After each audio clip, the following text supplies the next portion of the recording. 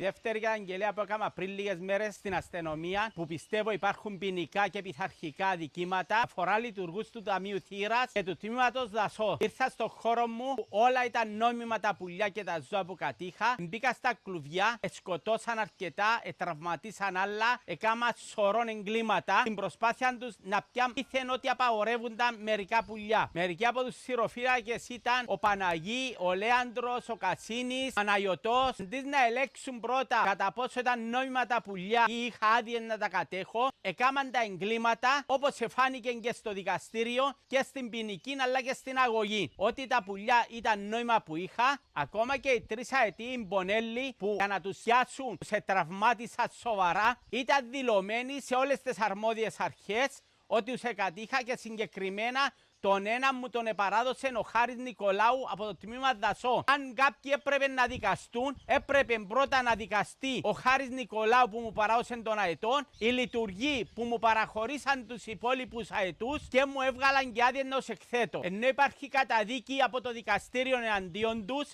εν τούτης, κανένας υπουργός ή αρμόδιος δεν προχώρησε στην έρευνα. Πίσω τώρα που έδωσα γραπτή κατάθεση στην αστυνομία, όποιος είναι ο αρμόδιος, είτε υπουργός ή όποιος άλλος είναι ο αρμόδιος, να προχωρήσει στην έρευνα, που ώστε να φανεί αλήθεια και να τιμωρηθούν οι ένοχοι.